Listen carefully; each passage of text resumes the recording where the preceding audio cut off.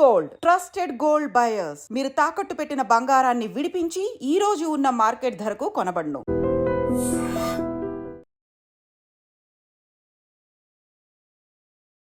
నమస్కారం, welcome to I dream. ధర్మ మార్గం విత్ విజిత కార్యక్రమానికి స్వాగతం.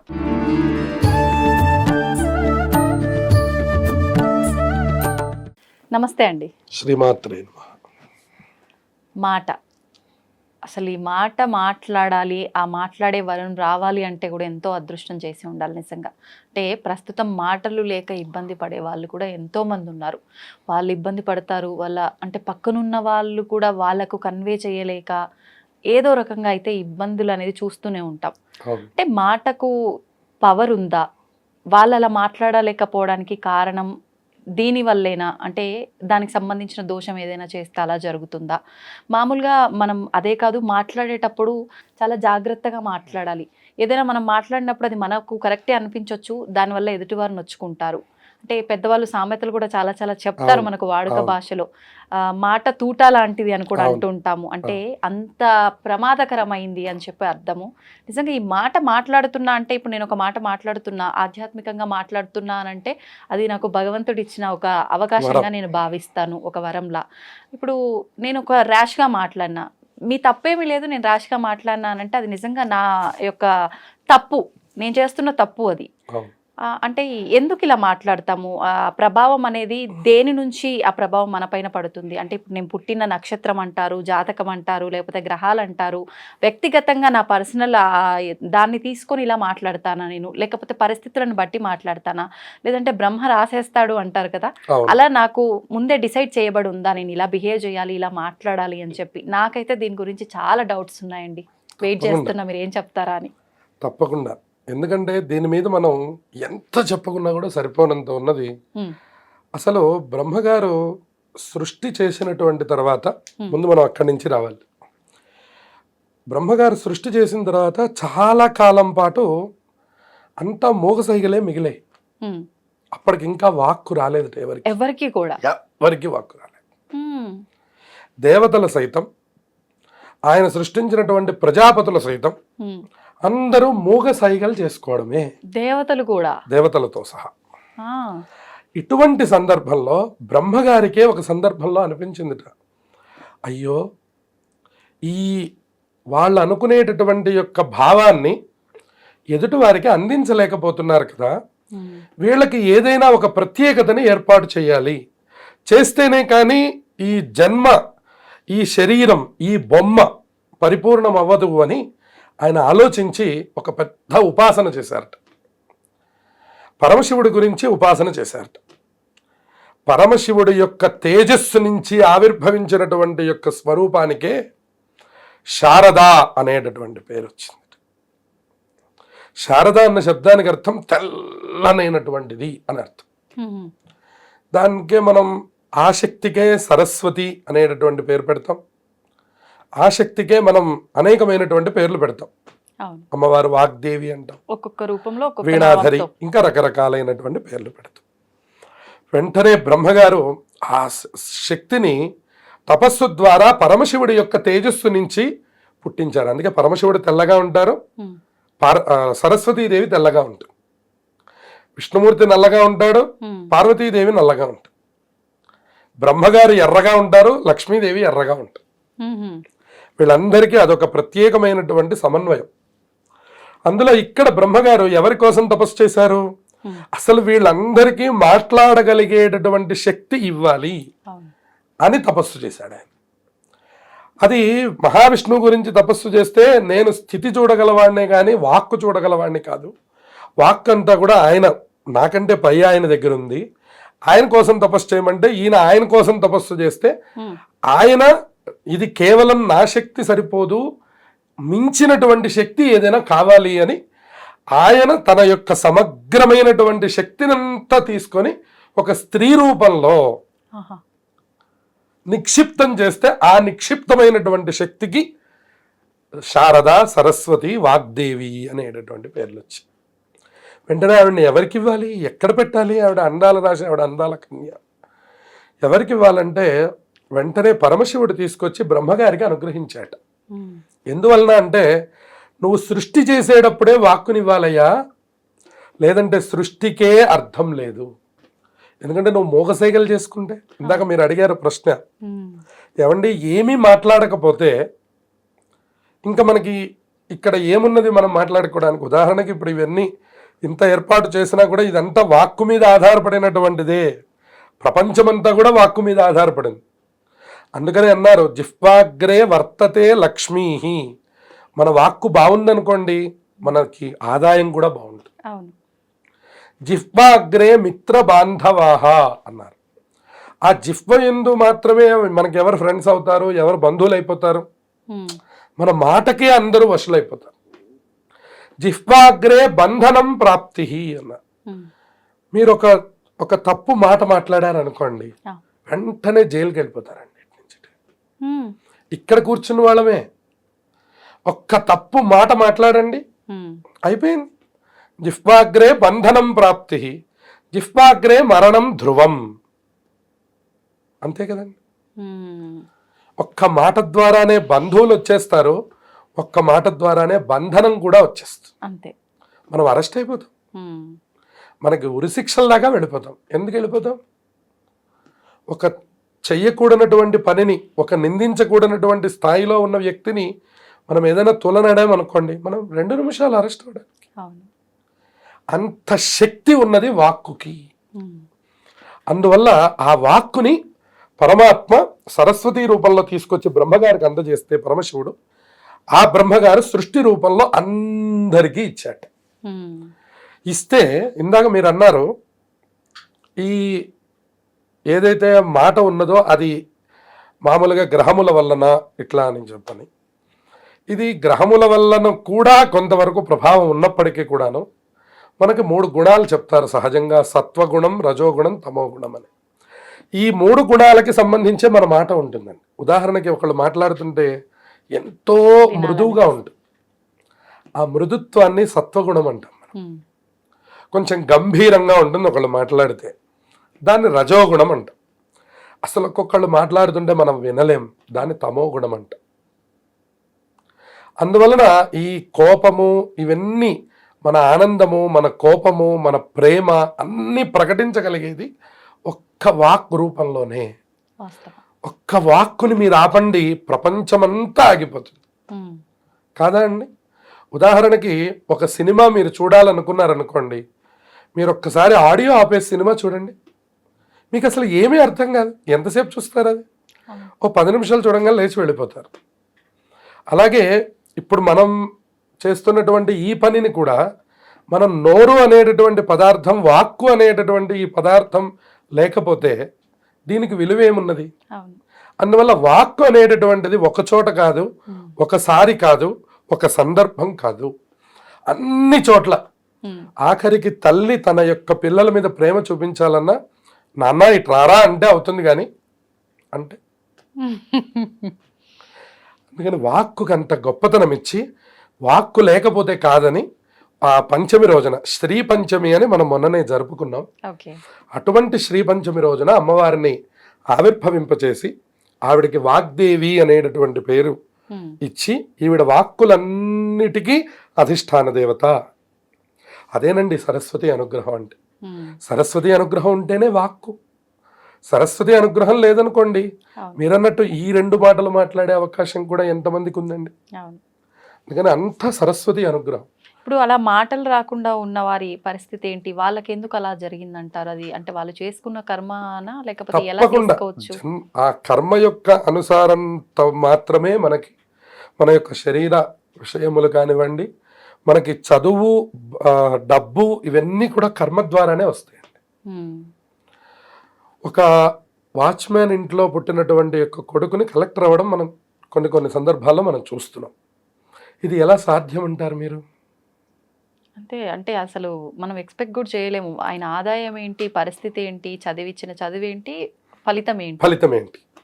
అందువలన ఇవన్నీ కూడా ఖచ్చితంగా పూర్వజన్మార్జితమైనటువంటి పుణ్య పాపములు. అంటే మనం ఎంత ప్రయత్నించినా, ఏం చేసినా ఫైనల్ గా ఏది ప్రయత్నించడం అనేటటువంటిది మనం పరీక్ష రాయడం లాంటిది. ఫస్ట్ ఎవరికో వస్తుంది కదా అని చెప్పని మనం పరీక్ష రాయడం ఆపేయడం లాంటిది అన్నమాట. ఇప్పుడు మనం అనుకున్నటువంటి పరీక్ష అందరూ రాయాలి, కానీ ఫస్ట్ ఒకళ్ళకే కదా నిర్ణయం.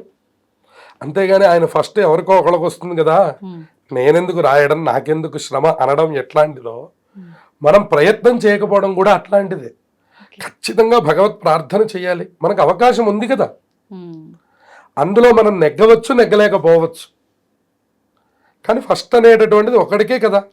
500 మంది విద్యార్థులు ఒక స్కూల్ తాలూకు పరీక్ష రాస్తే 500లో నుంచి ఒకళ్ళే రావాలి. 499 మంది ఏదో ఒక ర్యాంకులో ఉండిపోతారు తప్పించి ఫస్ట్ ర్యాంక్ అనేటటువంటిది ఒక 50 మందికి ఇవ్వరు, 500 మంది ఉన్నారని. అట్లాగే ఇది కూడా ప్రయత్నం అనేటటువంటిది అందరము చేయవలసినదే. ఈ పరీక్ష జీవితం అనేటటువంటి పరీక్ష అందరూ రాయవలసినదే. రిజల్ట్ ఒక్కొక్కళ్ళకి ఒక్కొక్కలాగా వస్తుంది. అది మన యొక్క కర్మ విభాగాన్ని బట్టి మనకు వస్తుంది. ఇది రాదు కదా అని చెప్పని మనం ముందరే ఊహించడం అనేటటువంటిది మనకి తగనటువంటి పని. అందుకని ఆయన ఏం చెప్పారు గీతలో, కర్మణ్యేవాధికారస్తే మా ఫలేషు కదాచన. మీరు నన్ను ఆశ్రయించండి, ఫలితం నేను ఇవ్వవలసిన వాడిని. నన్ను నమ్మినటువంటి వాళ్ళకి అహంత్వా సర్వపాపేభ్యో మోక్షయిష్యామి మాశుచ. అది నా బాధ్యత. మీరు మీ బాధ్యత అనుకున్నారనుకోండి, మీరు అనుభవించండి. మీరు భగవంతుడి దగ్గర ముందర పెట్టి ఇది నీ బాధ్యత అన్నారనుకోండి, అప్పుడు మీ మీద భారం తగ్గుతుంది, పరమాత్మకి భారం పెరుగుతుంది.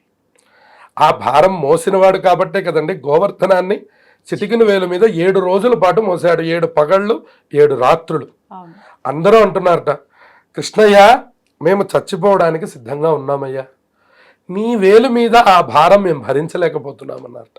అందుకుట నందవ్రజ వాసులు అంటే శ్రీకృష్ణ పరమాత్మకు అంత ఇష్టం. ఈ ఉద్ధవుడు లాంటి వాళ్ళు అన్నారట, మేము అయ్యయ్యో శ్రీకృష్ణ పరమాత్మ దగ్గరగా మేము పుట్టలేదే, నందవ్రజంలో నేను పుట్టలేదే అని బాధపడ్డారట. ఎందుకంటే అలా బాధపడ్డారు అంటే, నందవ్రజంలో వాళ్ళకి పరమాత్మ మీద, పరమాత్మకి నందవ్రజంలో ఉన్న వాళ్ళ మీద ఉన్నటువంటి ప్రేమ అటువంటిది. ఇప్పుడు మాట అంటే ఇంత గొప్పనైన ఒక వరం. మరి అలాంటి మాటని అంటే అది భగవంతుడి కోసం చేసిన మౌన వ్రతము అని చెప్పి మన మాటలు వచ్చిన వాళ్ళని కూడా కొన్ని సందర్భాల్లో ఇలా చేస్తూ ఉంటారు. ఏంటి అంటే దానివల్ల ఏదైనా ఫలితం ఉంటుందా, నిజంగా ఎందుకు చెయ్యాలి అసలు? తప్పకుండా ఉంటుంది. ఉదాహరణకి మీకు ఇక్కడ ఒక సత్యం చెప్పాలి. మనకి కుంభకర్ణుడు అందరికీ తెలుసు కదండి రామాయణంలో. చూడండి, సరస్వతి అనుగ్రహం లేకపోవడం అంటే అనవసరమైనటువంటి చోట వాక్కు రావడం వల్ల ఒక్కొక్కసారి మనం ఎలా ఇబ్బంది పడతాము అనేటటువంటి. ఆయన తపస్సు చేసి, ఘోరమైనటువంటి తపస్సు చేసి, ఆయన అడుగుదామనుకున్నటువంటిది ఒకటి, ఆయన అడిగింది ఒకటి. ఆయన అనంతమైనటువంటి శక్తులతో నేను యుద్ధం చేయాలి అని అడగాలని ఆయన తపస్సు చేశాడు. ఆ తపస్సులో ఉండేటటువంటి యోగ నిద్ర వల్ల నాకు ఆహారము కొంతకాలం, నిద్ర కొంతకాలము అని కోరుకున్నాడు ఆయన. ఇప్పుడు 6 మాసాల పాటు నిద్ర, 6 మాసాల పాటు భోజనం నువ్వు దివ్యంగా చెయ్యి అని పరమాత్మ అనుగ్రహం చేశాడు. ఆయన అదే పని చేశాడు. దాన్నే మనం సరస్వతి అనుగ్రహం అంటాం. సరస్వతి అనుగ్రహం అంటే మాట వేరు, సకాలంలో బుద్ధి తోచి మాట్లాడడం వేరు. అందుకనే రామచంద్రమూర్తి అలా మాట్లాడేవారట. సత్యం బ్రూయాత్ ప్రియం బ్రూయాత్ న బ్రూయాత్ సత్యమప్రియం సత్యంచ నానృతం బ్రూయాత్ ఏష ధర్మ సనాతన. నువ్వు సత్యం చెప్పవయ్యా, సత్యం చెప్తున్నాను కదా అని కఠినంగా చెప్పకు. ప్రియం బ్రూయాత్, అందంగా చెప్పు. నా బ్రూయాత్ సత్యమప్రియం, నువ్వు ఎప్పుడు కూడా సత్యం చెప్పాలి, ప్రియముగా చెప్పాలి కదా అని చెప్పని అబద్ధం చెప్పకు. సత్యంచ నానృతం బ్రూయాత్, సత్యం చెప్పే ప్రయత్నంలో నువ్వు ఏదైనా కొత్తమైనటువంటి అబద్ధాలు చెప్తావేమో, అబద్ధములు చెప్పద్దు.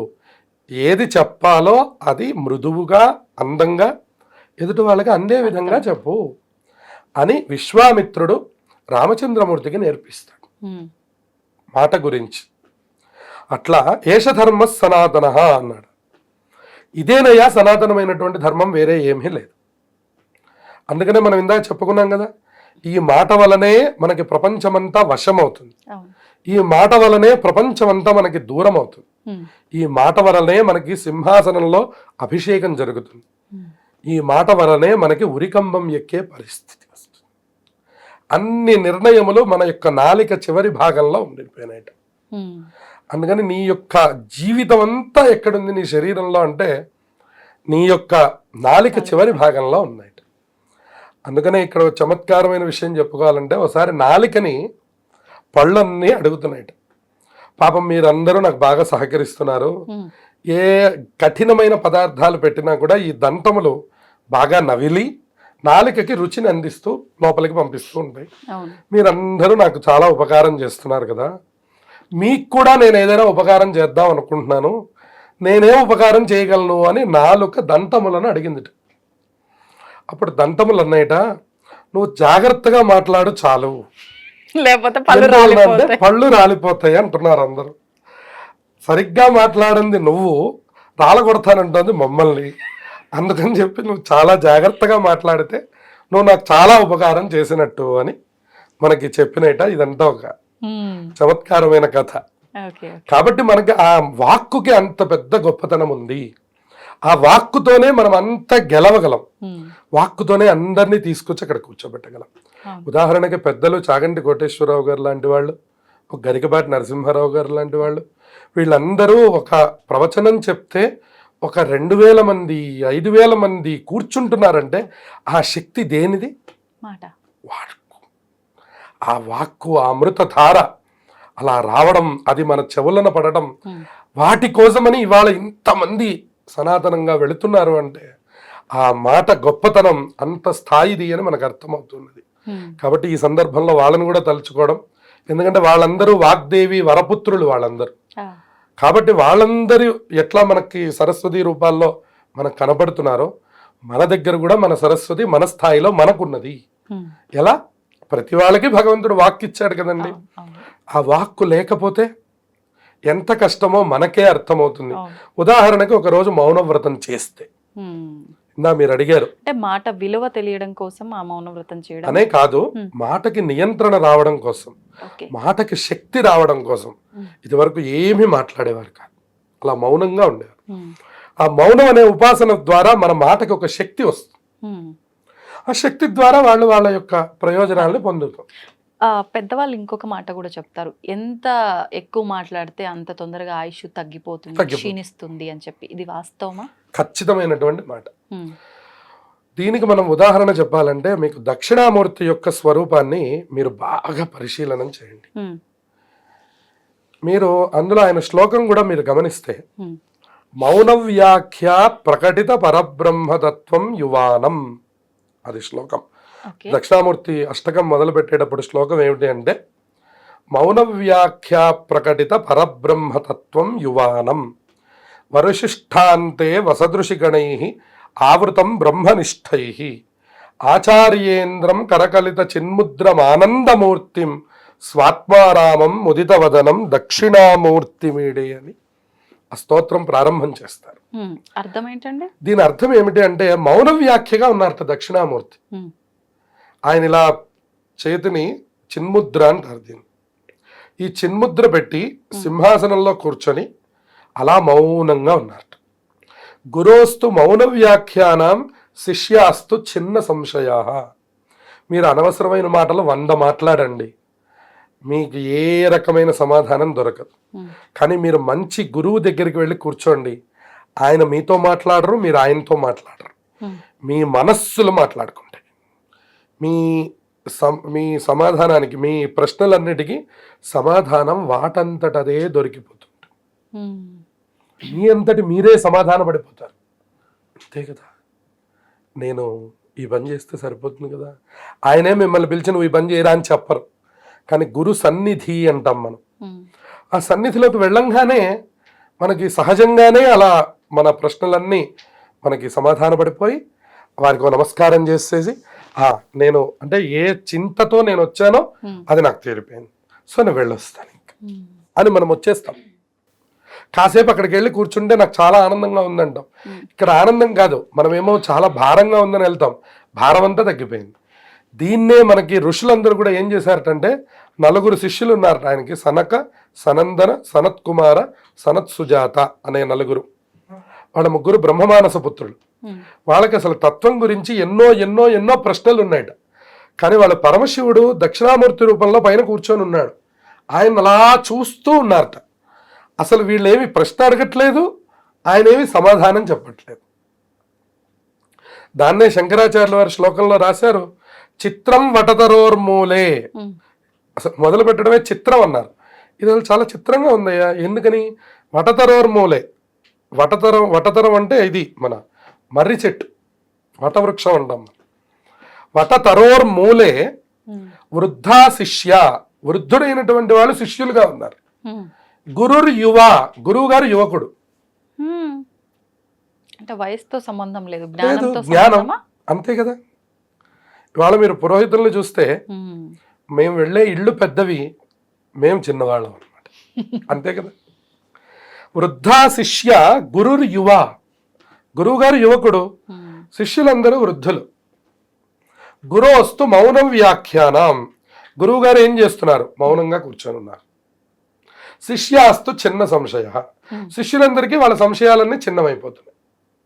ఇది ఎట్లా సాధ్యమండి అంటే ఆ గురుత్వంలో ఉన్నటువంటి గొప్పతనం అది.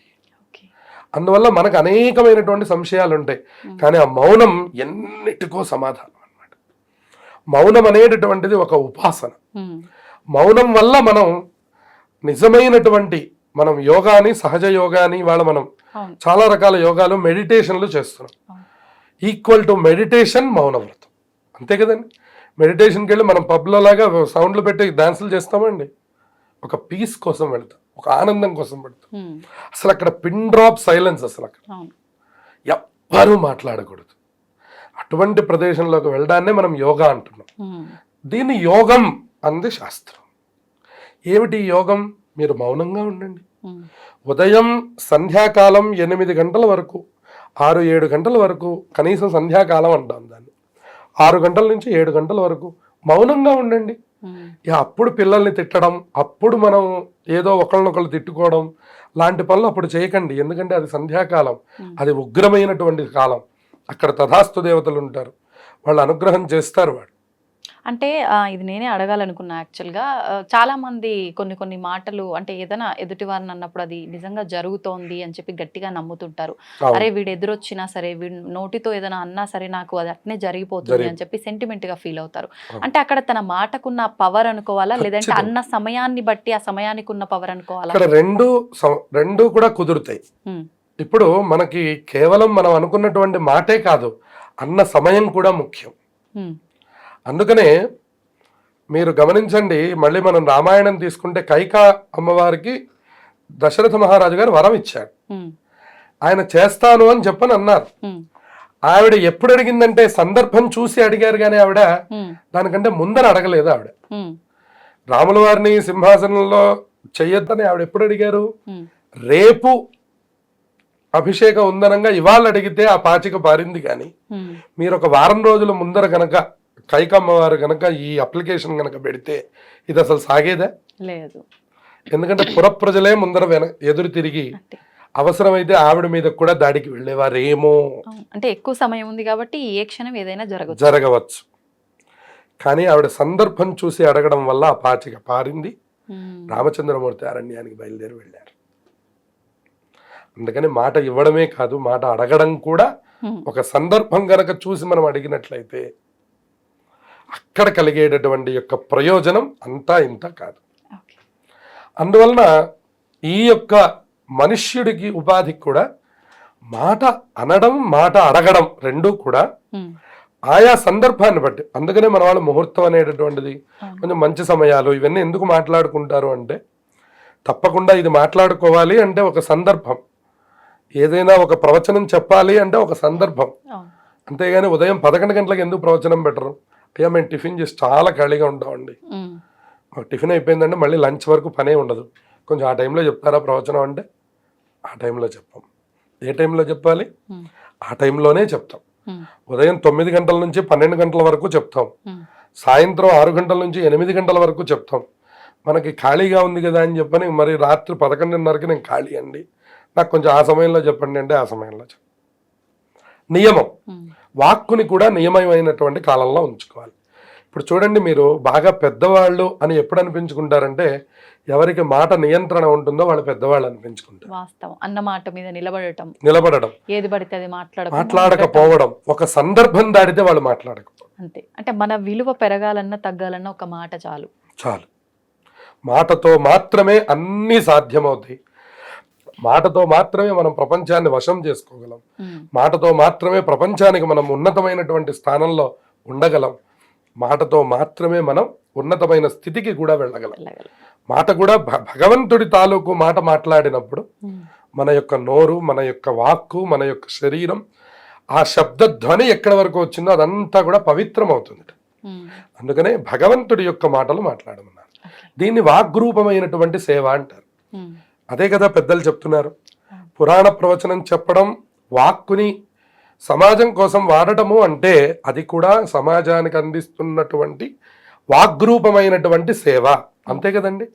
ఉదాహరణకి ఒక కీర్తన మనం చక్కగా పాడి తిరుమలలో త్యాగరాజ మండపంలో వినిపించారు అనుకోండి, అది భగవంతుడికి చేసినటువంటి గాన సేవ, అంతే కదండి. అంతేగాని అది జనరంజకమైనటువంటిది అనేటటువంటిది ఒక కోణం తప్పించి వీళ్ళు దేనికి పాడుతున్నారు అక్కడ అంటే లోపల ఉన్నటువంటి యొక్క పరమాత్మ యొక్క విని మనల్ని ఆశీర్వచనం చేయాలి.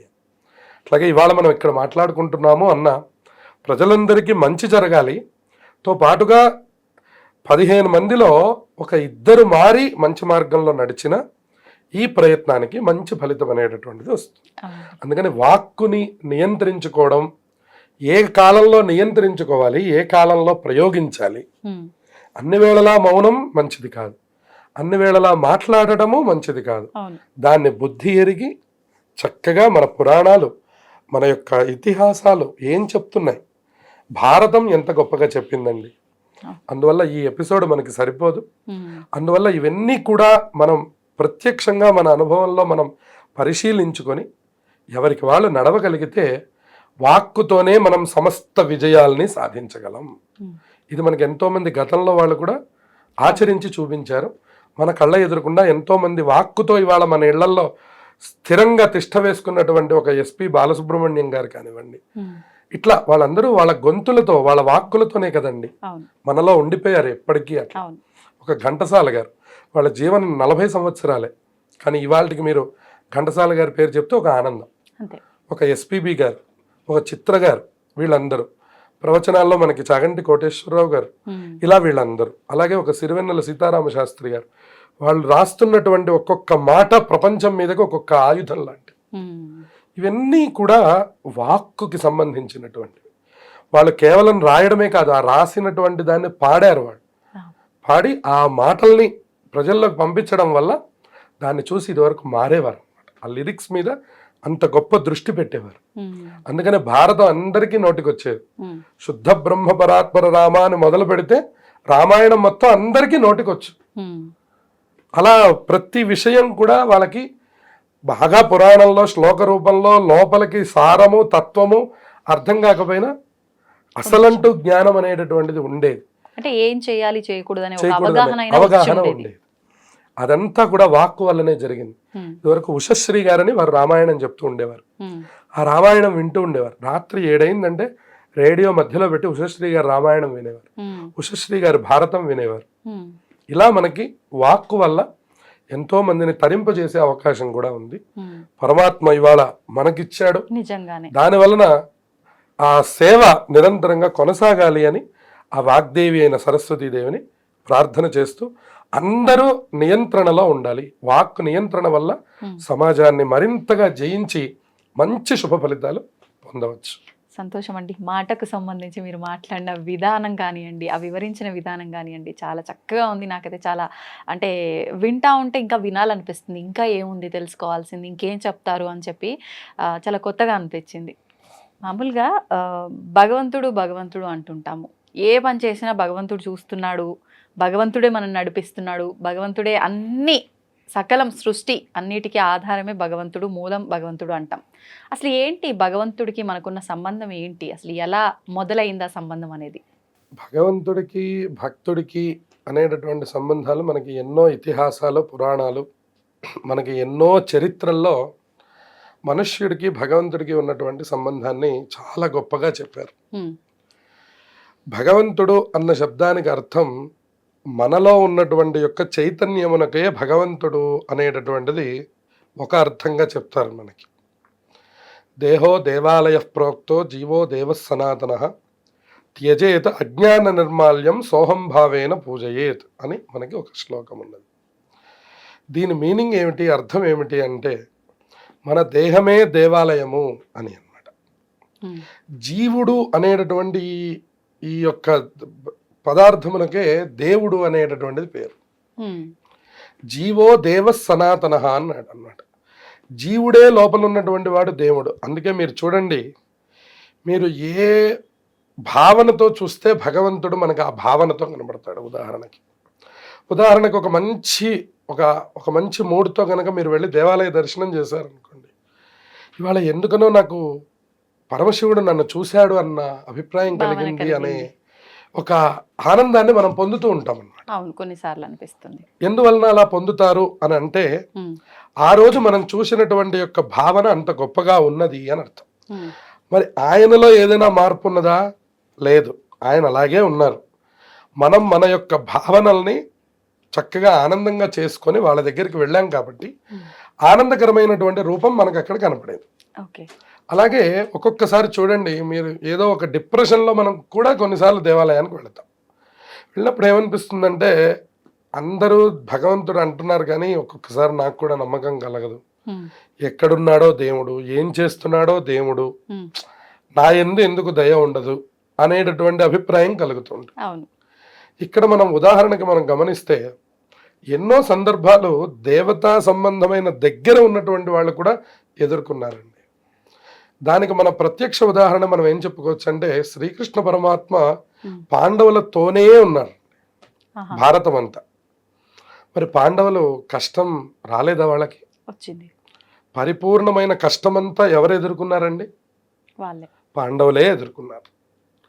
మరి సుఖమైనటువంటి భోగములన్నీ ఎవరు అనుభవించారండి? కౌరవులు అనుభవించారు. పరమాత్మ ఎక్కడున్నారండి? మధ్యలోనే ఉన్నారండి. అంటే ఇక్కడ మనం గుర్తుపెట్టుకోవాల్సింది పరమాత్మ ఉంటే ఇవన్నీ ఉండవు అని కానీ, పరమాత్మ లేకపోతే ఇవన్నీ ఉంటాయి అని కానీ మనకి కాదు. లిఖితమైనటువంటి యొక్క పూర్వకమైనటువంటి మన జీవితం ఏదైతే నిర్ణయించబడిందో, పాపపుణ్యముల యొక్క విధానాన్ని బట్టి, మన ఎల్ఐసి కట్టడాన్ని బట్టి మనకి మెచ్యూరిటీ ఎలా వస్తుందో, మనం చేసినటువంటి పాపపుణ్యములు అనేటటువంటి యొక్క విభాగాన్ని బట్టి మన జీవితం ఒకటి అనేటటువంటిది నిర్ణయింపబడిపోతుంది. అది నిర్ణయింపబడిపోయినటువంటి తర్వాత అందులో మనకి మార్పులేమీ రావు. మరి నువ్వేం చేస్తావు? ఏది మనకు మారనప్పుడు మనం ఎందుకు మారాలి అనేటటువంటి ప్రశ్న కలిగినప్పుడు కనీసం నువ్వు దాని నుంచి ఒడ్డున పడడానికి తగినటువంటి యొక్క శక్తిని నువ్వు తయారు చేసుకోవాలంటే నువ్వు మారాలి. ఎలా మారాలి? భగవంతుణ్ణి గట్టిగా పట్టుకోవాలి. నీ అంతట నువ్వే పట్టుకోవాలి. పట్టుకుంటేనే ఆ భగవంతుడు ఒక్కొక్కసారి దొరుకుతాడు, ఒక్కొక్కసారి దొరకడు. దీన్నే మన పెద్దలు ఏం చెప్తారు అంటే 2 రకాలుగా చెప్తారండి. దీన్ని మర్కట నీతి అనే మాటతో చెప్తారు, రెండవది మార్జాల నీతి అనేటటువంటి మాటతో చెప్తారు.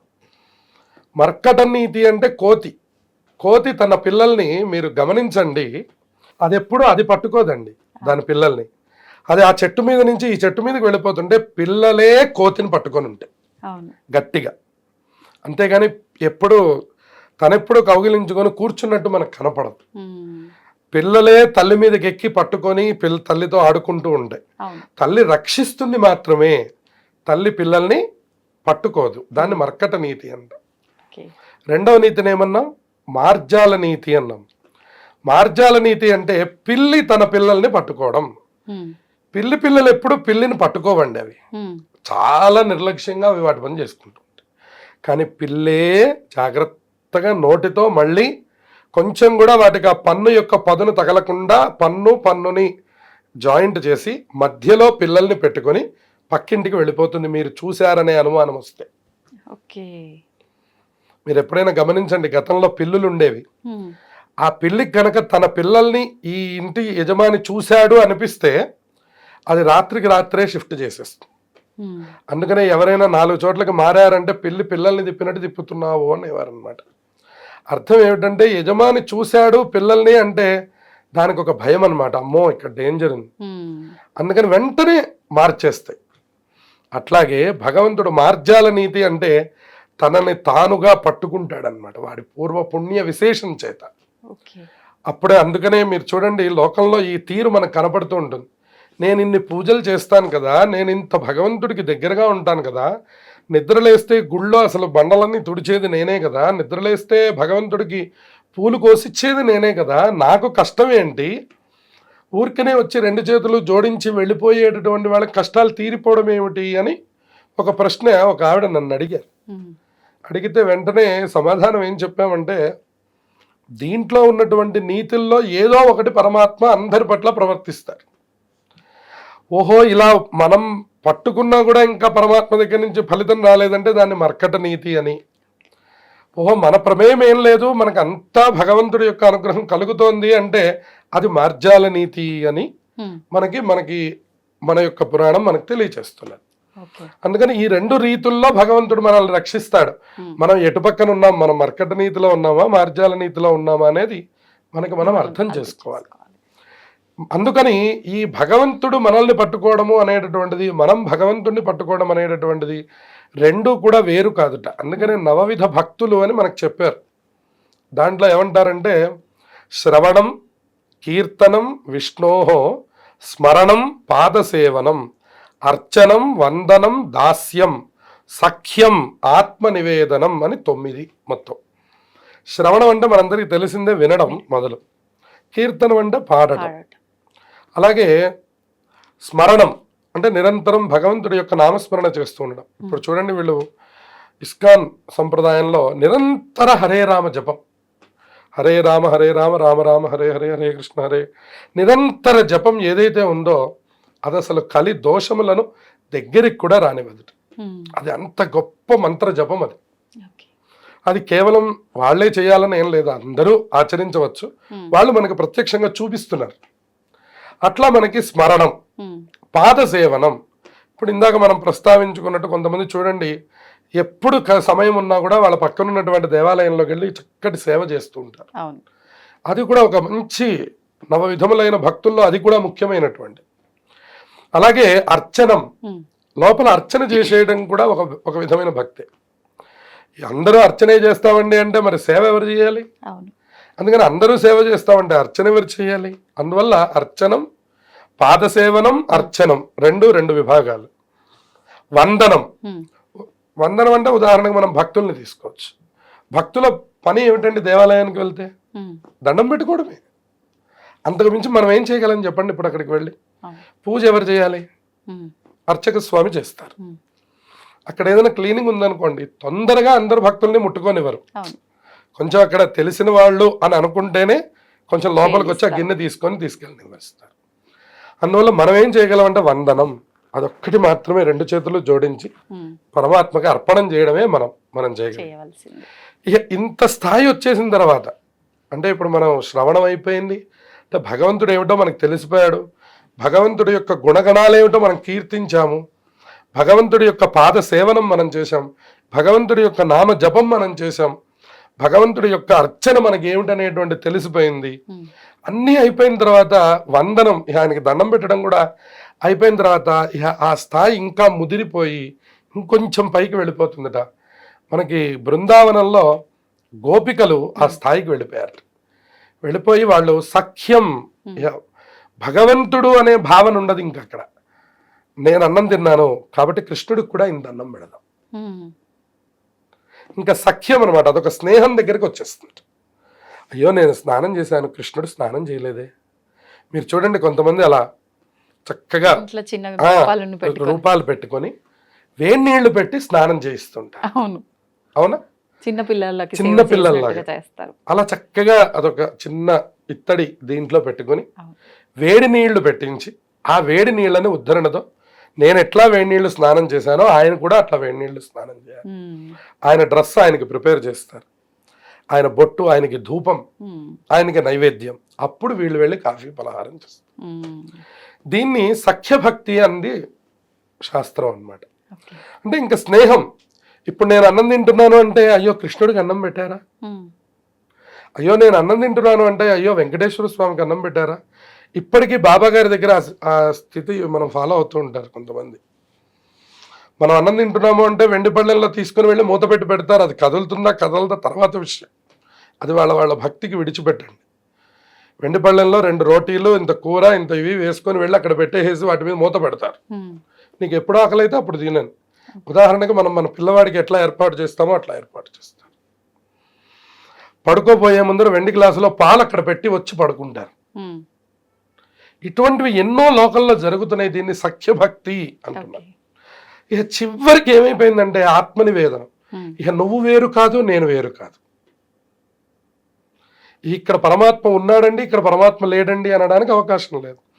ఇంకా ఆ స్థితికి వెళ్ళిపోయాం. అద్వైతం. ఇంకా 2 ఉన్నాయని చూడట్లేదు. పరమాత్మ ఎక్కడున్నాడు అంటే ఇక్కడే ఉన్నాడు పరమాత్మ. పరమాత్మ ఎదురుకుండా ఉన్నాడు అంటే ఎదురుకుండా ఉన్నవాడు పరమాత్మ కాదు, నేనే పరమాత్మ. అహమేవ అహం బ్రహ్మాస్మి అనే స్థితిలోకి వెళ్ళిపోతుంది. అందుకని అలా ఒక్కొక్క స్టెప్ ద్వారా ఒక్కొక్క మెట్టు ఎక్కి మనం కూడా పరమాత్మలోకి ఐక్యమైపోవడమే. దీన్ని నిర్గుణమైనటువంటి యొక్క ఉపాసన అంటామన్నమాట. ఈ నిర్గుణ ఉపాసన రావడానికి ముందు సగుణ ఉపాసన కావాలి. ఉదాహరణకి అమ్మా నాన్నల దగ్గర నుంచి మన జీవితం మొదలైంది అనుకోండి. మనం నిద్ర లేచి చూడడం మొదలుపెట్టినటువంటి తర్వాత నుంచి మనం మొట్టమొదట అమ్మ అంటాం, తర్వాత నాన్న అంటాం, తర్వాత అన్నయ్య, అక్కయ్య. ఇలా మనం మన బంధాలన్నింటినీ అమ్మ ద్వారా లోకంలోకి తెలుసుకుంటాం. ఈయన నీ మామయ్య, ఈయన మీ అత్తయ్య, ఇలా మనకి చెప్తారు. ఈవిడ మీ అమ్మమ్మ, ఈవిడ మీ తాతయ్య. ఇట్లా మనకు అన్నీ చెప్పిన తర్వాత ఒక 50 పరిచయాలు చెప్పారనుకోండి, మనకు కొన్ని అనుమానాలు వస్తాయి. ఏమిటి ఇంతమంది ఉన్నారేమిటి అనేటటువంటి అనుమానాలు వస్తాయి అన్నమాట. 50 మంది ఉన్నారా నా బంధువులు అని. మనకు కూడా సనాతన ధర్మంలో మన వాళ్ళందరూ విహీనమైనటువంటి ధర్మంలో అంటారు. మనకు ఒక 50 మందిని తల్లి పరిచయం చేస్తే అక్కడ ఉన్నటువంటి విధానాలన్నింటినీ కూడా వీళ్ళు పోల్చుకొని ఎట్లా అయితే మాట్లాడతారో, మనకి హిందూ ధర్మంలో కూడా ఇంతమంది దేవతలు ఉంటారేమిటి అనేటటువంటిది మన మతం మీద ఇతర మతాలు వేస్తున్నటువంటి ప్రశ్న. మనకి బంధుత్వం ఎటువంటిదో మనకి దేవతా వర్గం కూడా మనకు అటువంటిది. ఉదాహరణకి ఒకళ్ళకి ఏ పని చేసినా మేనమామ గారికి చెప్పి చేయడం ఒక సంప్రదాయం.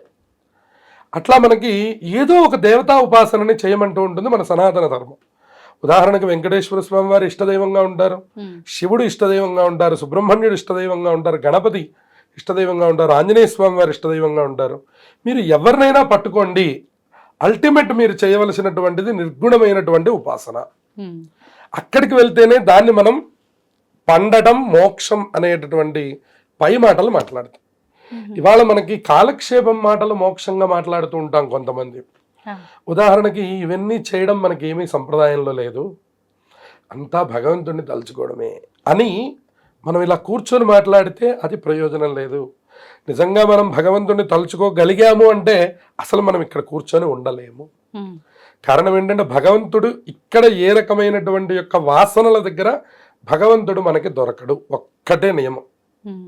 వాసనలు అన్న శబ్దానికి అర్థం ఏంటంటే కోరికలు అని అర్థం. మీకు ఒక కోరిక పుడుతోంది అంటే పరమాత్మ మనకి దూరం అవుతున్నాడు అని అర్థం. అందుకనే ఋషులు మునులు ఈ కోరికలు ఏవి పుట్టకుండా ఉండడం కోసం వాళ్ళ శరీరాన్ని కావాలని కష్టపెడుతూ ఉండేవారు. ఉదాహరణకి బ్రహ్మాండమైనటువంటి ఒక పచ్చడి వేసుకొని అన్నం తిన్నారనుకోండి, రాత్రికి ఇంకొక రకం కావాలి అనేటటువంటి కోరిక మనస్సులో కలగడం సహజమవుతుంది. అసలు దాని రుచే మనకి తెలియలేదు అనుకోండి, వాళ్ళు ఒక దుంప కూరలు తింటారు ఉదాహరణకి, అప్పుడు వాళ్ళకి ఉప్పు కారం అనేటటువంటి దాని మీద మమకారం ఉండదు. అలాగే ఒక జుట్టుని దువ్వడం మొదలు పెట్టారనుకోండి, ఈరోజు మనం కుడి పక్కకి తిప్పాం కాబట్టి రేపటి నుంచి ఎడం పక్కకి పెట్టుకుందాము అనే ఆలోచన కలుగుతుంది. అసలు జుట్టే లేదనుకోండి, ఇంకా ఎటు పక్కకి తిప్పుతారు మనం. ఇట్లా భగవంతుణ్ణి చేరడానికి ఒక్కొక్క వైపు నుంచి కూడా మనం ఒక్కొక్కటి తగ్గించుకుంటూ వస్తే పరమాత్మ అనేవాడు నిజంగా తెలుస్తాడు. రామకృష్ణ పరమహంస చెప్తారు, ఈ భక్తి అనేటటువంటిది ఒక జ్వరం, ఒక టెంపరేచర్ లాంటిది. నిజానికి భగవంతుణ్ణి చేరదాము అని మనం అనుకున్నప్పుడు ఎప్పటి లోపల చేరతావు అంటే మొదటి సాధకుడు అంటాట 1 సంవత్సర కాలంలో చేరతాను అని అంటాడు. అప్పటికి ఈ జ్వరం ఇంకా కంటిన్యూ అవుతూ ఉండాలి. జ్వరం ఉంటేనే కదండి మనం ఆహార నియంత్రణ కలుగుతుంది. జ్వరం లేదనుకోండి మనకు ఆవకాయ కావాలి, జ్వరం లేదనుకోండి మనకు బిర్యానీ కావాలి, జ్వరం లేకపోతే మనకు అన్ని రకాలు కావాలి. మనల్ని నియంత్రించేది ఏది మనకి అంటే ఒక జ్వరం. అందుకని ఎప్పుడు పరమహంస ఎప్పుడు ఊహిస్తారో అందుకనే వాళ్ళని ఋషులు అంటారు. అందుకని ఆయన అన్నారట జ్వరం ఉండాలట పరమాత్మ తెలియాలంటే. వాడికి ఆహారం లోపలికి వెళ్ళదు, కళ్ళ ఎదురుకుండా ఉంటుంది. మంచినీళ్ళు లోపలికి వెళ్ళవు, కళ్ళ ఎదురుకుండా ఉంటాయి. మన కళ్ళ ఎదురుకుండానే అందరూ భోజనం చేస్తూ ఉంటారు, మనకి భోజనం చేయ బుద్ధి కాదు, ధ్యాస దేనిపైన ఉండదు. అందుకనే రోగము భగవంతుడు దగ్గరికి వెళ్ళడానికి ఒక మార్గం. అందుకనే మీరు పెద్దలందరినీ చూడండి, ఏదో ఒక వ్యాధి వచ్చి వెళ్ళిపోయిన వాళ్ళు. రామకృష్ణ పరమహంసకు కూడా ఒక రాచపుండు పుట్టి ఆయన ఒక ఇబ్బందులు ఎదుర్కొని ఆయన వెళ్ళిపోయినారు. కంచి పరమాచార్య స్వామి వారికి 108 జ్వరం వచ్చి శరీరం అంతా ఊగిపోయి ఆయన వెళ్ళిపోయినారు.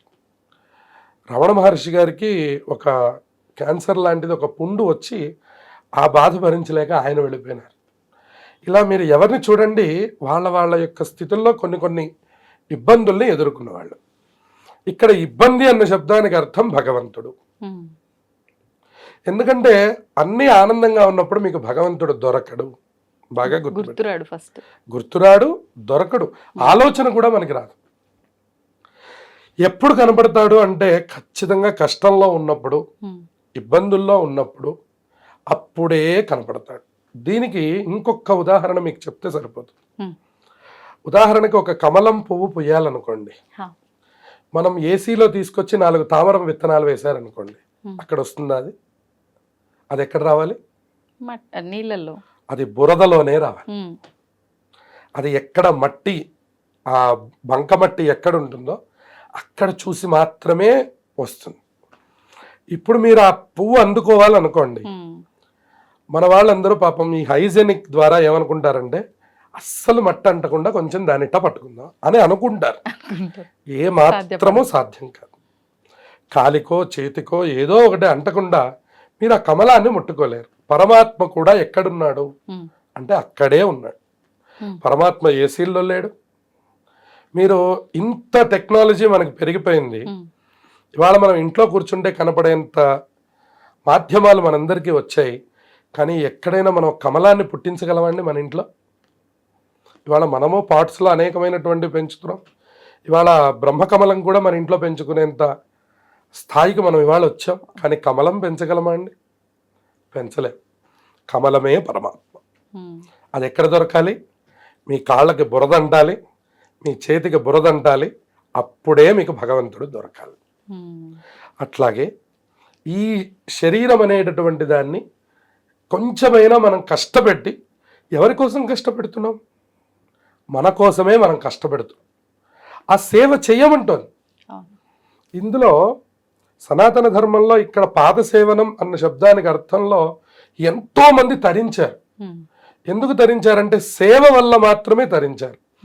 ఇవాళకి కూడా సత్యసాయి ట్రస్ట్ కానివ్వండి, ఇస్కాన్ కానివ్వండి, ఇంకా ఇట్లా ఎన్నో మతాలు మనకి తెలియజేస్తున్నవి ఏమి అంటే ముందు మీరు సేవ చేయండి, అందరికీ ముందర సేవ చేయండి. సేవ అన్న శబ్దానికి అర్థం ముందు వాళ్ళకి ఏం కావాలో అది ఏర్పాటు చేయడం. సేవ మీన్స్ సాక్రిఫైస్ అన్నమాట. ఒక త్యాగం చేయండి.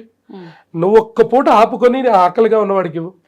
అరే 90 పూటలు నేనే తింటున్నాను, ఇంత భగవంతుడు ఇంత శరీరాన్ని ఇచ్చాడు, ఒక్క పూట భోజనం ఆపమా మనం? ఆపచ్చు. ఈ త్యాగం మొదలైతే పరమాత్మకి నిన్ను చూడడం మొదలవుతుంది. అందుకని త్యాగము, ప్రేమ, సేవ, ఈ మూడిటి ద్వారానే మనం పరమాత్మని చేరుకోగలుగుతాం. అందులో మనం ఎవరం ఎట్లా చేస్తామో అనేటటువంటిది వాళ్ళ బుద్ధికి విడిచిపెట్టచ్చు. మనం గతం వీడియోస్లో కూడా చాలాసార్లు చెప్పుకున్నాం. నిరంతరం సేవ చేయండి, నిరంతరంగా మీ యొక్క ద్రవ్యాన్ని త్యాగం చేయండి. మీ కుటుంబం కోసం కొంత కేటాయించుకోండి, సమాజం కోసం కొంత కేటాయించండి, దానం కోసం కొంత కేటాయించండి, అందరికీ ఉపయోగపడే ప్రయత్నం చేయండి. ఎందుకంటే అందరికీ పరమాత్మ ఐశ్వర్యాన్ని ఇవ్వడు. మనల్ని సెలెక్ట్ చేసుకొని పరమాత్మ మనకు ఐశ్వర్యాన్ని ఇస్తున్నాడు అంటే నువ్వు ఈ పని చెయ్యరా అని అర్థం అన్నమాట. అది మీరు గ్రహించలేదనుకోండి, ఈ ఐశ్వర్యం పాపం రూపంలో వెనకాల పెరిగిపోతుంది. ఆ తర్వాత మనకు అది వ్యాధి రూపంలో ముందరకు వచ్చేస్తుంది. ఆ వచ్చినటువంటి తర్వాత మనం తీసుకువెళ్ళి ఎవరికో పెడతాం. అందుకనే లక్షాధికారైన లవణమన్నమే కాని మెరుగు బంగారంబు మింగపోడు. తినడానికి లవణమన్నమే తినాలి కానీ మెరుగు బంగారం పళ్ళెల్లో వేసుకొని వడ్డించుకొని మనం ఏమి భోజనం చేయలేం. అట్లాగే ఈ ద్రవ్యం అంతా కూడాను ఇది వరకు లోపలికి గుంటలు తీసేసి లంకె బిందెలు అని ఉండేవి, అవి పాడవవు అన్నమాట. అవి మీరు కొన్ని వందల సంవత్సరాలు పెట్టండి, ఆ బిందెకి చిలుము పట్టదు. అటువంటి బిందెల్లో పెట్టి లోపల ఖజానా దాచుకునేవాళ్ళు, ఎందుకంటే మనకు బ్యాంకు సౌకర్యం లేదు కాబట్టి. అటువంటి దాచి దాచి తుదకు దొంగలకిత్తురో దొరలు కవునో అని అంటుండేవారు. దొంగ కూడా తవ్వి తీసుకెళ్ళిపోవచ్చు. దొరలు అంటే ఇది వరకు రాజులు, వాళ్ళకి అనుమానం వచ్చిన చోట తవ్వించేటటువంటి రైట్ వాళ్ళకు ఉండేది. వాళ్ళు వచ్చి తవ్వేసి వాళ్ళు తీసుకొని వెళ్ళిపోతారు. ఇప్పుడు నువ్వు ఎవరి కోసం దాచిపెట్టావో అది నీకు ఉపయోగపడలేదు, వాళ్ళకి ఉపయోగపడలేదు. అందులో ఇది నరసింహ శతకకర్త అన్నాడు, తేనె జుంటీయలీవవా తెరవరులకు అన్నాడు. తేనెటీగలు చూడండి ఎంతో కష్టపడి తెస్తాయి తేనె. ఆ తేనె తయారు చేయడం ఇంకా ఆ తేనెటీగ వల్ల తప్ప వేరే ఏ దీని వల్ల కూడా సాధ్యం కాదు, ఏ ప్రాణి వల్ల కూడా. అదొక్కడే తయారు చేయగలదు. దాని ప్రారంభం ఏమిటంటే అదొక్కనాడు ఆ తేనె తాగలేదు. దాని తొట్టె పెద్దదయ్యేంత వరకు చూస్తూ ఉంటాడు ఆ అడవి జాతివాడు. కాస్త తేనె తొట్టె పెద్దదైందంటే పెద్ద పొగ పెడతాడు, అన్ని తేనెటీగలు పారిపోతాయి. శుభ్రంగా తేనె తీసుకొని పిండుకుంటాడు, తాగుతాడు. ఈ కష్టపడింది ఎవరు, ఈ తెచ్చింది ఎవరు, దాంట్లో నింపింది ఎవరు, ఆ మైనపు గూడు కట్టింది ఎవరు, గూడు నిండా తేనెని నింపింది ఎవరు, నింపినటువంటి తర్వాత అనుభవించింది ఎవడు. అందుకే పెద్దవాళ్ళు సామెతలు చెప్తుంటారు కదా, సొమ్మొక్కరిది సోకొక్కరిది అని. అందువలన భగవంతుణ్ణి చేరుకోవడానికి మొట్టమొదటి 3 రకాలైనటువంటి అంశములు మనం చెప్పుకున్నవి: త్యాగం, రెండవది ప్రేమ, మూడవది సేవ. ఈ 3 ద్వారానే మనం చేరగలము. కాబట్టి ఈ 3 ద్వారా మీరు ఎంతైనా విశ్లేషణ చేసుకోవచ్చు. మామూలుగా మనం మాట్లాడుకుంటూ ఉంటాం ప్రతిదీ కూడా రుణం రుణం రుణం అని చెప్పి. అంటే రుణం అనగానే చాలా మంది ఒక అప్పు విషయంగా, డబ్బుల అంటే ధనానికి సంబంధించిన విషయం మాత్రమే రుణంగా భావిస్తారు. కానీ రుణంలో కూడా చాలా రకాల రుణాలు ఉంటాయి. అంటే ఫర్ ఎగ్జాంపుల్కి మనం ఒకరి దగ్గర ఏదైనా తీసుకున్నాము అని అంటే ఖచ్చితంగా వాళ్ళకి మనం రుణపడిపోతుంటాం అంటారు. నిజంగా ఇలా రుణంలో ఎన్ని రకాల రుణాలు ఉన్నాయి? ఆ రుణాన్ని మనం తీర్చుకోకపోతే ఖచ్చితంగా మరొక జన్మలో మళ్ళీ వాళ్లకు సంబంధించిన వాళ్ళుగా వచ్చి అది తీర్చుకోవాల్సి వస్తుంది అంటారు.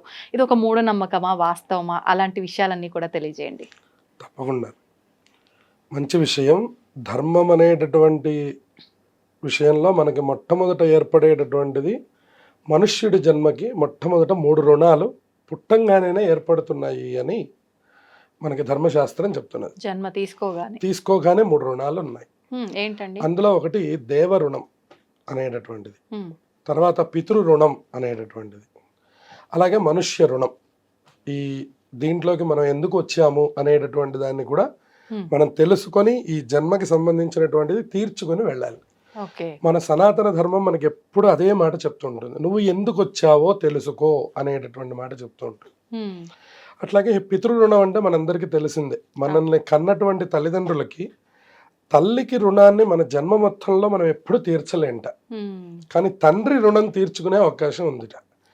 అది ఎలాగూ అని కనుక మనం అంటే, ఎలా అయితే ఆయన వివాహం చేసుకొని సంప్రదాయబద్ధంగా మనల్ని అంటే మరొక సంతానానికి జన్మనిచ్చారో, అలాగే మనం కూడా ఆర్షధర్మంలో వివాహం చేసుకోవడం అంటే ఇవాళ వివాహం అన్నదానికి కొంచెం అర్థం మారి ఉన్నది. అలా కాకుండా సంప్రదాయబద్ధమైనటువంటి వివాహం చేసుకొని చక్కగా భార్యతో ఒక సంతానాన్ని కనుక కన్నట్లయితే మన తండ్రి గారి రుణాన్ని మనం తీర్చుకున్న వాళ్ళం అవుతాము. అంటే వారసుని కనడం ద్వారా తీరడం ద్వారా అవుతుంది. పుత్రో రుణాత్ విముచ్యేత పుత్రస్య ముఖ దర్శనాత్ అని ఉన్నది ధర్మశాస్త్రంలో. తండ్రి గారి రుణం ఎలా తీరిపోతుంది అని అంటే పుత్రుడి యొక్క ముఖ దర్శనం అవ్వడం వల్ల తీరిపోతుంది అని మనకి చెప్తున్నారు. ఇక దేవ రుణం అని మనం ప్రస్తావించాం. ఇప్పుడు పుత్రుడి యొక్క ముఖ దర్శనం అన్నారు కదా, అంటే ఇప్పుడు మీరున్నారు, మీ నాన్నగారు మీ సంతానం యొక్క ముఖం చూసిన మరుక్షణమా, లేదంటే మీరు మీ సంతానం మేము యొక్క? మా సంతానం యొక్క ముఖం ఓకే. చూడడం ద్వారా. ఓకే అండి.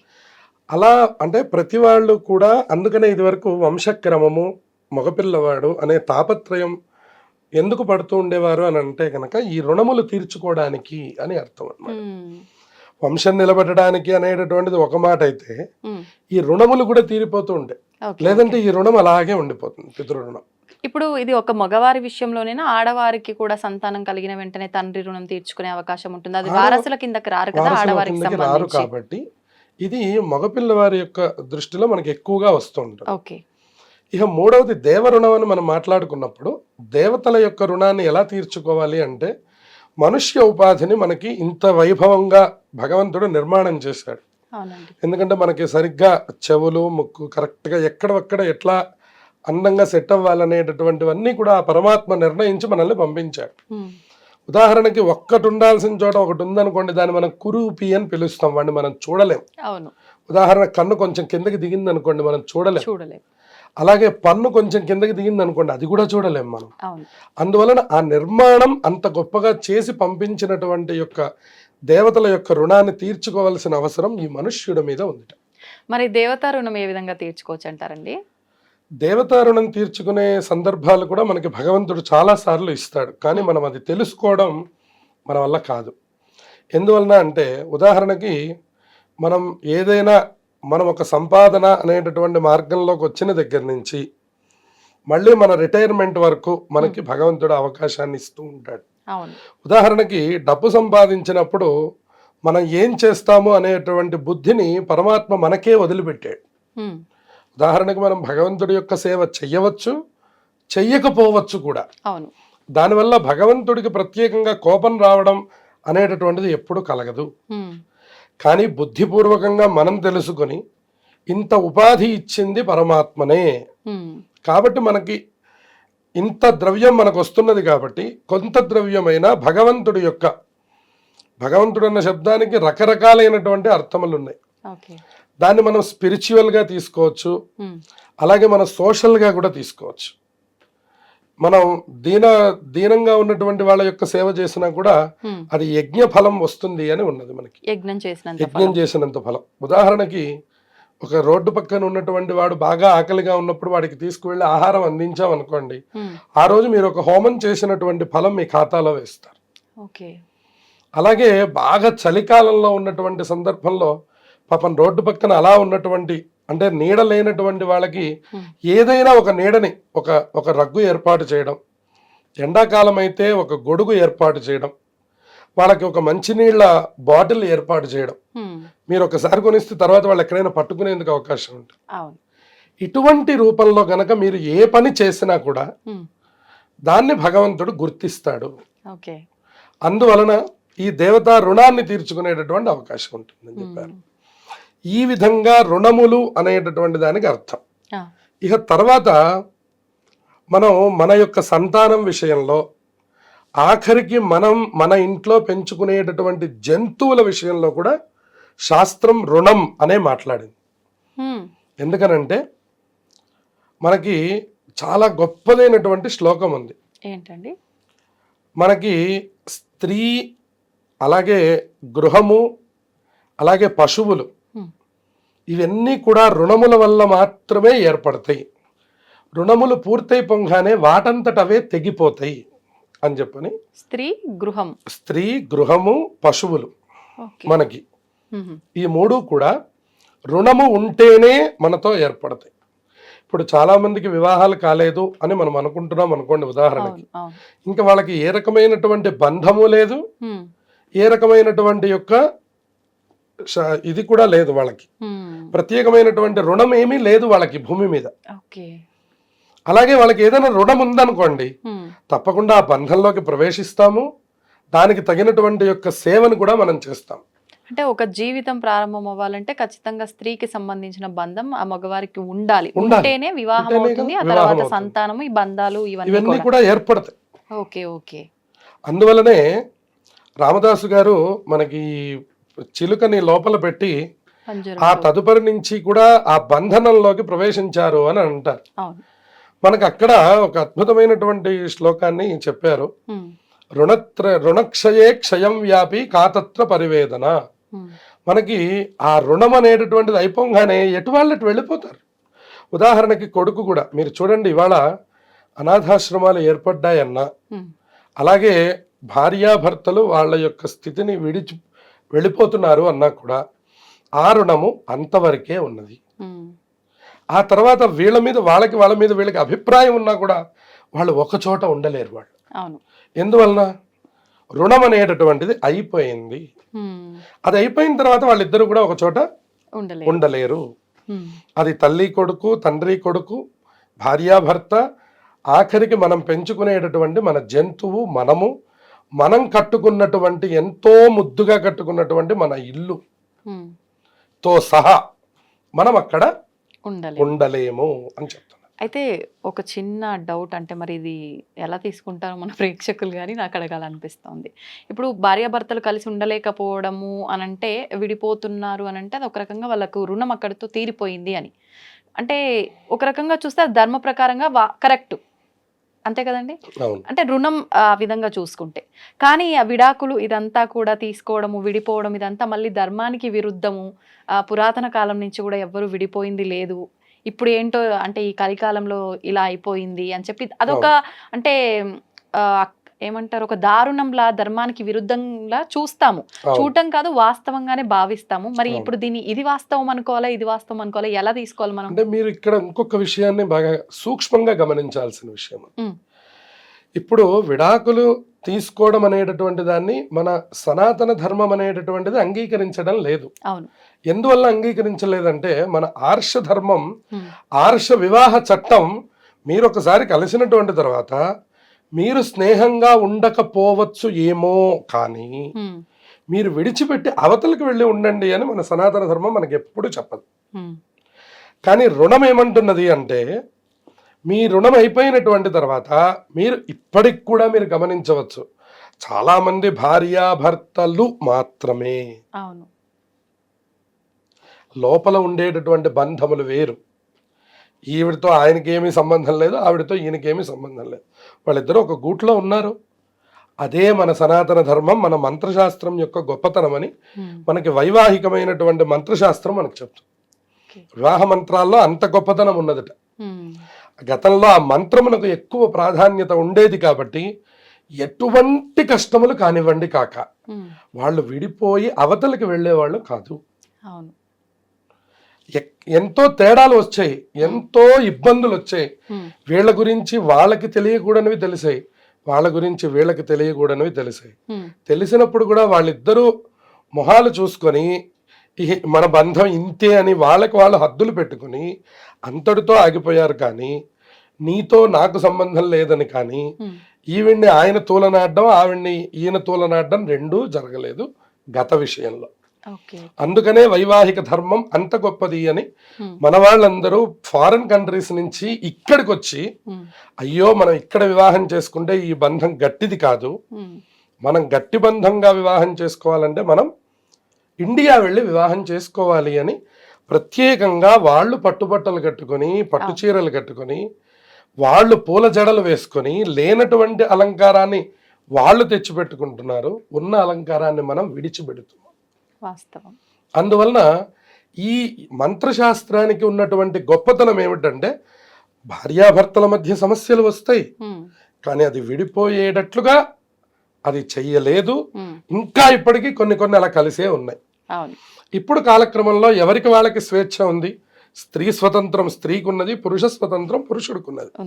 కాబట్టి అటువంటి సందర్భాల్లో వాళ్ళు తీసుకునే నిర్ణయాల మీద వాళ్ళ జీవితం ఆధారపడి ఉంటుందే తప్ప, సనాతన ధర్మం మాత్రం ఎప్పుడు మీరు విడిపోయి బతకండి అనేటువంటి మాట ఎప్పుడు సనాతన ధర్మం చెప్పదు. కాకపోతే రుణం అక్కడి వరకు ఉన్నది అనేటటువంటి విషయం తెలుస్తూ ఉంటుంది మనకి. ఎలా తెలుస్తుంది అంటే, వాడి జీవితంలో భార్య యొక్క పాత్ర ఇంతవరకే ఉన్నది. ఆఖరికి మనం ఈ సమాధానాన్ని రామచంద్రమూర్తికి కూడా వర్తింపజేయచ్చు. ఇవాళ మనం ఆదర్శ దంపతులు ఎవరు అంటే, మనందరం సీతారామచంద్రులు అని చెప్తాం మనం. అవును. కానీ సీతారామచంద్రమూర్తులు సహజంగా మనం కథ రూపంలో మనం చూసుకుంటే వాళ్ళు కలిసి ఉన్నటువంటిది చాలా తక్కువ కాలం, కానీ వాళ్ళ ఒకళ్ళ మనస్సులో ఒకళ్ళు ఉన్నటువంటిది ఎక్కువ కాలం. అందువలనే సనాతన ధర్మం దాంపత్యం అంటే పార్వతీ పరమేశ్వరుల గురించి మాట్లాడతారు, రెండవది సీతారామచంద్రుల గురించి మాట్లాడతారు. అందుకని దాంపత్యం యొక్క గొప్పతనాన్ని అలా చెప్పారు. ఇక్కడ పుత్రుల యొక్క విషయానికి వచ్చేసరికి ఈ పుత్రులందరూ కూడా ఆయా రుణముల్ని బట్టే ఉంటారు. ఒక్కొక్క పుత్రుడిని మీరు చూడండి, ఎంతో సేవ చేస్తూ ఉంటాడు తండ్రికి. ఇంకొక పుత్రుడిని చూడండి, ఈ తండ్రి గారే ఆ పుత్రుడికి విపరీతమైన సేవ చేస్తూ ఉంటాడు. అందుకని దాసపుత్రుడు, శత్రుపుత్రుడు, రుణపుత్రుడు, ఇలా రకరకములుగా ఉన్నటువంటి యొక్క పుత్ర సంతానంలో వీళ్ళు కూడా రుణపుత్రుడై పుడతాడ. అప్పుడు వారు ఏం చేస్తాడంటే, పాప ఆయనేం మంచి బట్ట కట్టుకోడు జీవితంలో, ఆయన కొన్ని కోట్లకి అధిపతి, కానీ వాళ్ళ అబ్బాయి కోసం సమస్త పనులు చేస్తూ ఉంటాడు. దాన్ని రుణపుత్రత్వం అంటారు. అలాగే దాసపుత్రం అంటారు అనమాట. గత జన్మలో ఆయనకి ఈయనకి ఆయనో ఏదో సేవ చేస్తూ తగినటువంటి సేవ పూర్తి కాకుండా వెళ్ళిపోయినటువంటి తర్వాత ఆ రుణం మిగిలిపోతే మళ్ళీ పుత్రుడిగా జన్మించి ఈయన ఆయనకి సేవ అన్నా చేయాలి, ఆయన ఈయనకన్నా సేవ చేయాలి. అలా మనకి రుణములుగా ఏర్పడతాయి కొన్ని బంధములు. ఆ రుణములు తీరిపోగానే ఆ రుణములు వాటంతటవే వెళ్ళిపోతూ ఉంటాయి. అందుకనే రుణక్షయ క్షయం వ్యాపి కాతత్ర పరివేదన. మనకి పరివేదన చెందవలసిన అవసరం ఏముంది? ఓహో, ఇది ఇంతవరకు రుణం కదా, ఆ రుణం అయిపోగానే అంతటి వాళ్ళు వెళ్ళిపోయారు. ఆ విషయం మనందరికీ కూడా వర్తిస్తుంది. ఉదాహరణకి మన తల్లిదండ్రులు మనతో చాలా బాగుంటారు, మనం అనుకుంటాం మా తల్లి మా తండ్రి నాతో జీవితాంతం ఉండాలి, కానీ సాధ్యమవుతుంది? అవకాశం లేదు. నా భార్య నన్ను ఎంతో బాగా చూసుకుంటుంది కాబట్టి నేను నా భార్యతో జీవితాంతం గడపాలి, సాధ్యమవుతుందా? అవకాశం లేదు. నా పిల్లవాడంటే నాకు పంచప్రాణాలు, ఆ పిల్లవాడితో నేను ఎప్పుడూ ఉండాలి, సాధ్యమవుతుందా? సాధ్యం కాదు. ఈ ఇల్లు నేను కట్టుకున్నది, నేను ఇక్కడే ఉండాలి, సాధ్యం కాదు. మనకి బదిలీ అన్నా రావచ్చు, ఉదాహరణకి ఆ ఇంట్లో ఉంటే ఏదో కొన్ని అనారోగ్యములు రావచ్చు, కారణములు ఏవైనా అక్కడి నుంచి లేచి వెళ్ళవలసిన పరిస్థితి వస్తుంది. అది మన పేరునే ఉంటుంది, కానీ మన అనుభవంలోకి మనకి రాదు. దాన్నే మనం రుణం అనే పేరుతో పిలుస్తాం. ఇప్పుడు మీరు చెప్పినట్టుగా చూస్తే చాలా రకాల రుణాల గురించి మాట్లాడుకున్నాం. డబ్బుకు సంబంధించి కూడా రుణం అంటుంటాం కదా, దానికి దీనికి కూడా సంబంధం ఉంటుందా?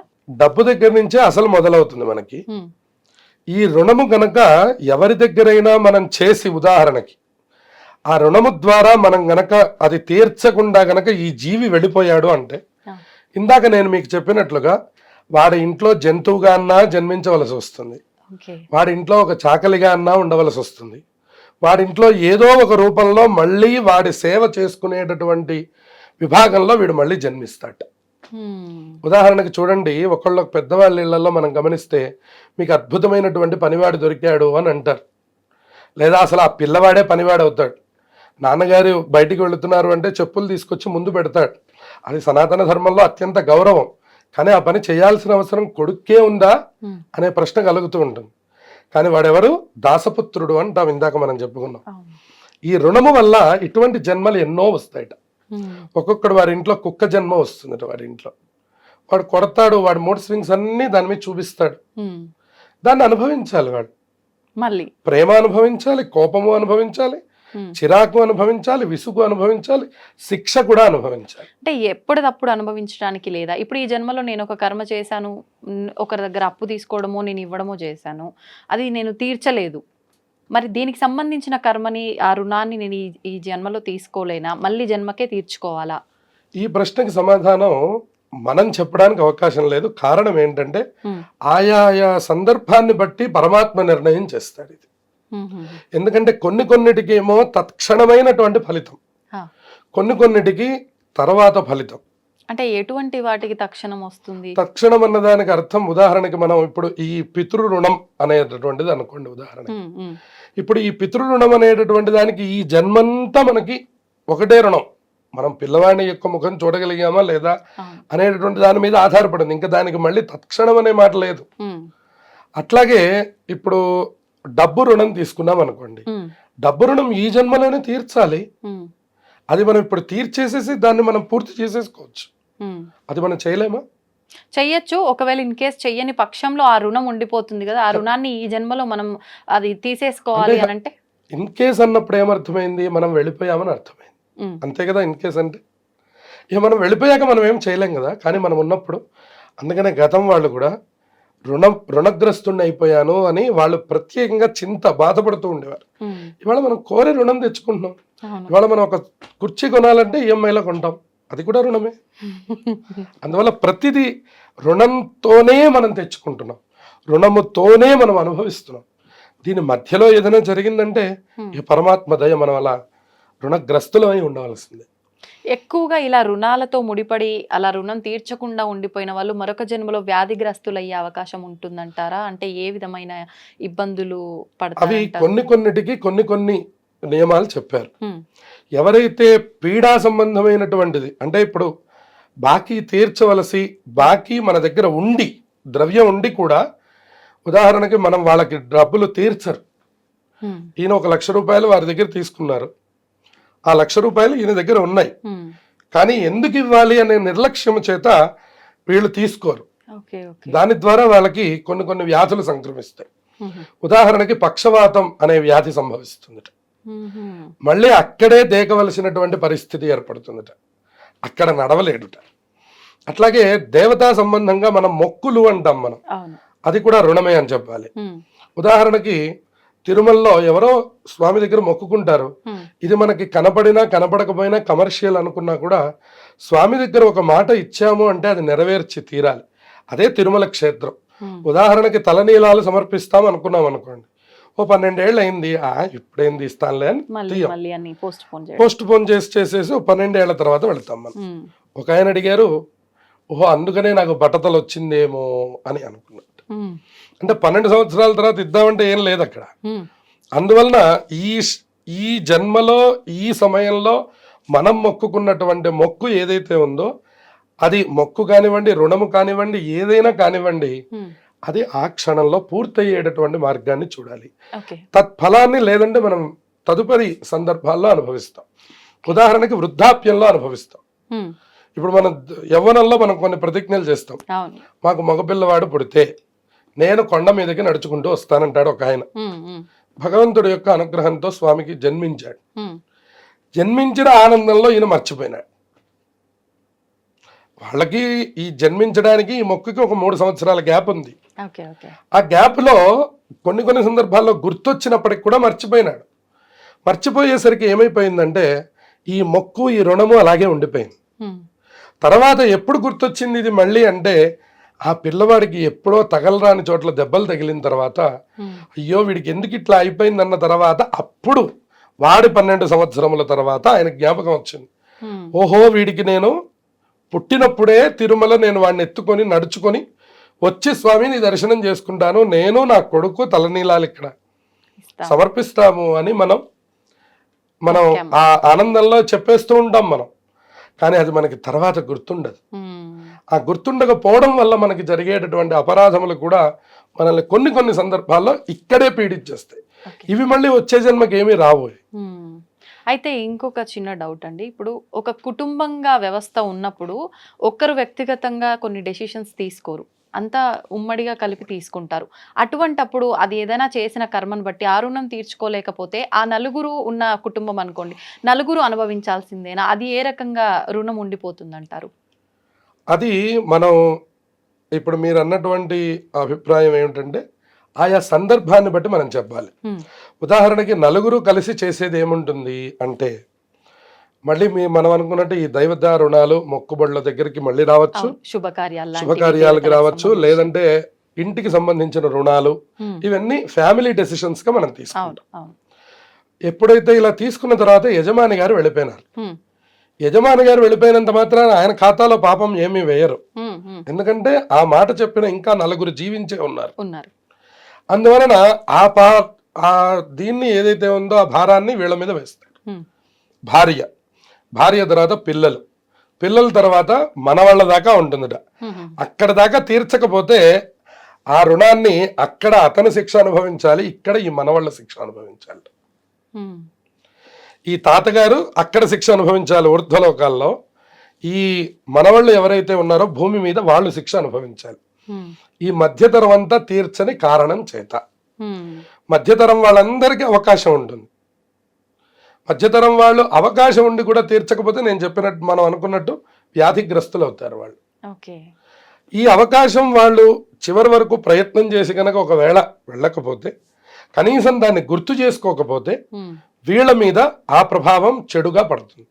అప్పుడు మన వాళ్ళు అనుకుంటారు, నా జాతకం అంతా చాలా బాగుంది, నాకు ఈ ప్రారంభం ఏంటి, నాకు ఎందుకు డబ్బు నిలబడడం లేదు, నేను ఎందుకు ఇట్లా అనుభవిస్తున్నాను, ఒక ఆయనకు ఉద్యోగం రాదు, మంచి ఉద్యోగ స్థానంలో మంచి మంచి గ్రహములు ఉన్నాయి, దేనివల్ల ఇట్లా జరుగుతోంది అని జాతకాలు పట్టుకొని పితృదోషాలని అవని ఇవని రకరకాలు తిరిగి వచ్చాం, అయినా మనకి సమాధానం దొరకలేదు. ఇటువంటి సమాధానాలే పూర్వ పుణ్యములు పూర్వ పాపములు అని మనకి రెండు. అందులో ఈ రుణం అనేటటువంటిది కూడా ఒక పాపము కింద మనకి లెక్క కాబట్టి రుణములను ఎప్పటికప్పుడు తీర్చుకోవాలి మనుష్యుడు. అది ఏ రుణమైనా సరే, ఆర్థికంగా ఇచ్చినటువంటి రుణమైనా, దేవతా సంబంధంగా ఇచ్చినటువంటి మొక్కుబడులైనా, పిల్లలకి చేయవలసినటువంటి సేవాదులైనా, అలాగే వీళ్ళు పిల్లలకి ఇవ్వవలసినటువంటి విధి విధానాలైనా, ఏదైనా మనుష్యుడు తన యొక్క బుద్ధిని సత్ప్రవర్తనలో ఉంచి అప్పటికప్పుడే పూర్తి చేసుకోవాలి తప్ప వీటిని గనక ఎక్కువ కాలం గనక వీటిని క్యారీ చేస్తే ఆ తత్ఫలితాలని మనం తదుపరి జన్మలకు కూడా మోయవలసినటువంటి అవసరం ఉంది అని మనకి సనాతన ధర్మం తెలియజేస్తుంది. అయితే ఇప్పుడు ఈ మధ్య కాలంలో ఒకటి బాగా అంటే ట్రెండ్ అయిపోయింది, ప్యాషన్ అని చెప్పాలి. ఏదైనా ఫంక్షన్ శుభకార్యమే కాదు, అంటే మరణానికి సంబంధించిన కార్యక్రమాలు ఏం చేసినా కూడా ఏదో ఒక వస్తువు గిఫ్ట్ గా వచ్చిన వాళ్ళకి ఇవ్వటం అనేది ఒక ఫార్మాలిటీ అయిపోయింది. అంటే అది మనం ఏదో కావాలని అడిగి తీసుకున్నది కాదు, వాళ్ళు అంటే జ్ఞాపకంగా ఇస్తున్నది. అలా కూడా మనం వాళ్ళకు ఇస్తున్న వాళ్ళకి మనం తీసుకున్న వాళ్ళం రుణపడిపోతామంటారా? ఏముండదు, వాళ్ళు స్వయం ఆనందంగా వాళ్ళు ఇస్తున్నటువంటి దానికి మనకి రుణం అయ్యేటటువంటిది ఏమీ ఉండదు. ఓకే, అంటే ఇది ప్రతి విషయంలోనూ వర్తిస్తుంది. ఎదుటి వారు ఏదైనా ఇష్టంగా ఇస్తే అది మనం చెల్లించకపోయినా వాళ్ళకి రుణం యొక్క మనం అడిగినప్పుడు గనక వాళ్ళు ఏదైనా మనకి ఆ సమయానికి ఆ అవకాశాన్ని ఇచ్చినప్పుడు మనం తీసుకుంటున్నప్పుడు మాత్రం అప్పుడు మనం రుణపడిపోతాం. మన నోటి నుంచి అడిగినటువంటిది ఏదైనా మనం రుణపడిపోతాం. ఉదాహరణకు ఒక గ్లాసు మంచినీళ్ళు అయినా సరే మనం వాళ్ళకి రుణపడ్డట్టు.